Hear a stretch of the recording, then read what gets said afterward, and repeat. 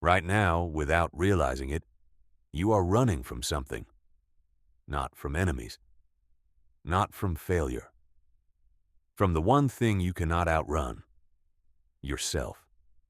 Every morning you wake up and immediately reach for your phone. Do you know why? Because your brain evolved too far. It sees something the rest of you refuses to look at. There was a man who looked directly at it. He saw it clearly, and it destroyed him. His name was Philipp Mainländer, and before he died, he wrote something that should have been burned. He argued that God did not create the universe out of love. God shattered himself to escape existence.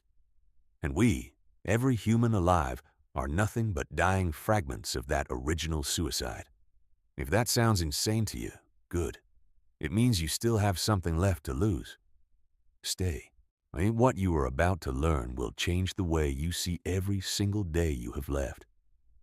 You were told life has meaning, that pain is temporary, that your suffering is your fault. You were handed a map of reality before you were old enough to question who drew it. Religion told you, suffer now, reward later. And you believed it because the alternative was worse. Society told you, work harder, earn more, and the emptiness will eventually fill itself in. Self-help told you, fix your mindset, optimize yourself, and the void will finally shut up. None of it worked, and you blamed yourself every single time. But here is what no one told you. The emptiness you feel is not a flaw. It is data. Your pain is not weakness. It is your consciousness refusing to be sedated by convenient lies. The systems around you were never designed to help you. They were designed to keep you running. Running from the question they all fear you asking, what if none of this was ever supposed to feel good? Schopenhauer saw it first. He called it the will, a blind, hungry force that drives all life forward for no reason. But Mainländer took that idea and stabbed it deeper than Schopenhauer ever dared. He said, the will is not just blind. It is dying on purpose, and you are part of that death. This is not darkness for its own sake. This is philosophy that refuses to flinch. And once you see what Mainländer saw, the world will never look assembled correctly again. Philipp Mainländer was born in 1841 in Germany. He was brilliant, sensitive, and completely unafraid of the truth. He read Schopenhauer at 20. By 30, he had surpassed him in the only direction that matters, further down. He spent years writing one book, a 2-volume philosophy of total pessimism, titled The Philosophy of Redemption. In it, he made his central argument: life is not a gift. Life is a debt the universe is calling in.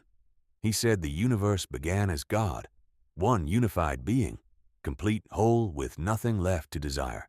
And that completeness was the problem. A being with nothing left to want has only one direction left: toward nothing. So God chose annihilation. He shattered himself into fragments. Those fragments are us.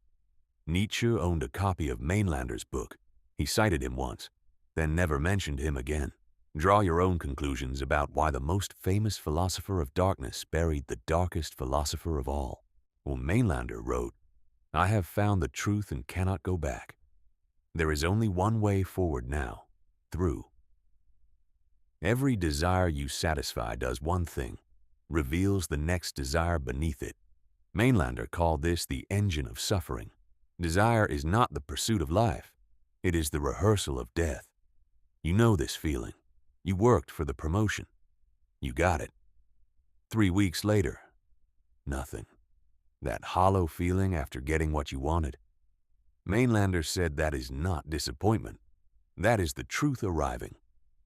The psychology. Dopamine was never designed to produce satisfaction. It was designed to produce anticipation. You are neurologically wired to chase, never to arrive.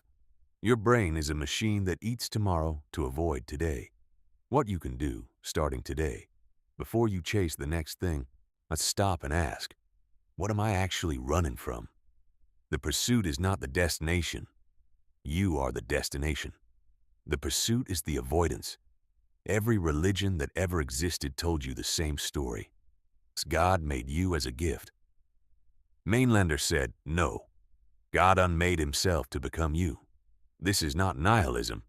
It is worse. It means your existence is the aftermath of a divine death wish. You recognize this feeling, the sense that you arrived already tired, already in debt, already behind. Your culture calls this original sin. Psychology calls it attachment wounds. Mainlander called it accurate, the psychology. You did not learn inadequacy. You were born into a species still processing its original rupture. You carry generational exhaustion, your grandparents' unfinished grief, your parents' swallowed dreams. What you can do today: stop trying to redeem what was never yours to fix. Lay down the inherited weight. This knowledge is for protection, not destruction. You are not the wound. You are what survived it. You did not come from grace. You came from endurance. That is harder and more real. Mainlander said, every act of pleasure is a micro-death. Every satisfaction is a small extinction. This sounds dark. It is dark.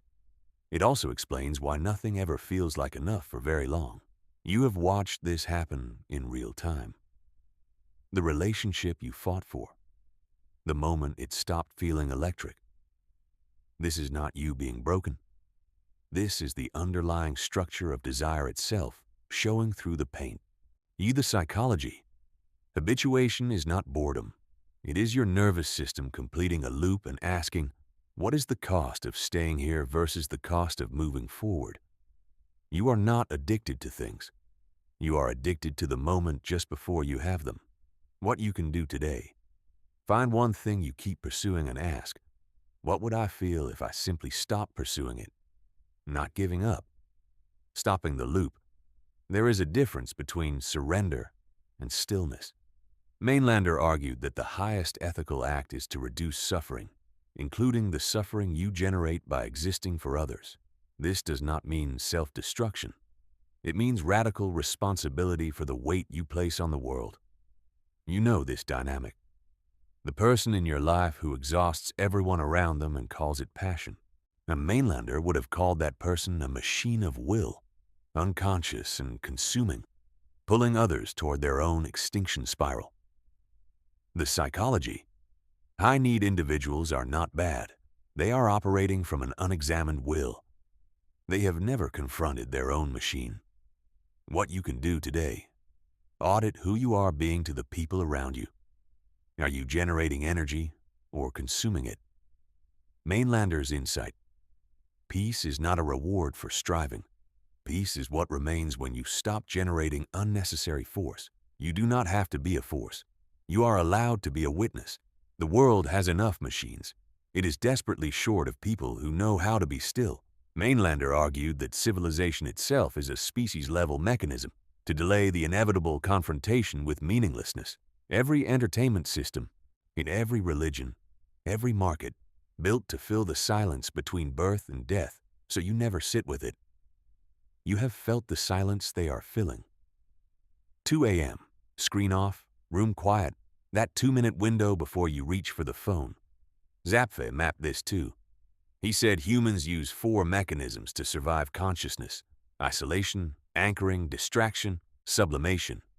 You live inside mechanism 3. You always have. We all have. The phone is just the fastest version of it. The psychology. Distraction is not laziness. It is terror, managed at scale. The entire attention economy runs on your existential dread. What you can do today: choose 1 hour of silence this week. No input, no content. Just you and the question you keep running from. The question is not comfortable, but the people who have sat with it and survived it are different from everyone else. Mainlander's most dangerous idea: death is not the problem. The refusal to acknowledge death, that is the problem. Every system of power in human history has used your death terror as a lever to control you. Your religion told you to fear death. Your economy told you to fear poverty. Both are the same fear, different packaging. When you stop fearing death, something interesting happens. You also stop fearing them. Mainlander did not advocate for suicide as despair. He argued for it as philosophical logic, which is different and more disturbing. Most people cannot look at death clearly for more than 30 seconds before the mind roots around it. The people who can hold it, the soldiers, the hospice workers, and the philosophers, they tell us the same thing. Once you look, it changes everything. What you can do today: write down the one thing you are most afraid to lose. Then ask, who would I be if it were already gone? You already know the answer. You have always known.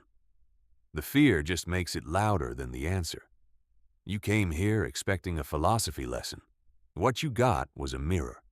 And what looks back is not who you were yesterday. The old you is dead.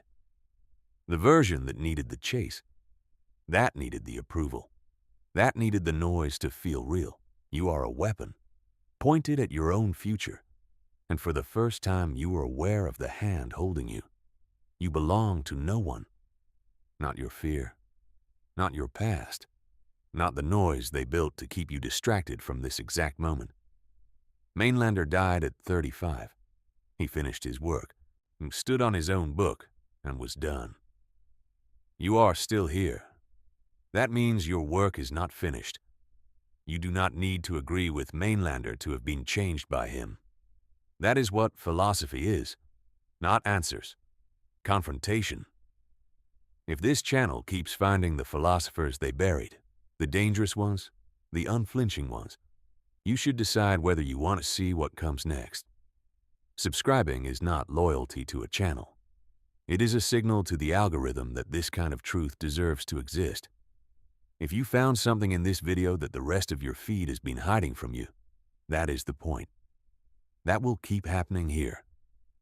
And now, the only question that matters. If Mainlander was right, and every desire is a step toward extinction, what are you still chasing that you have already decided is not worth dying for?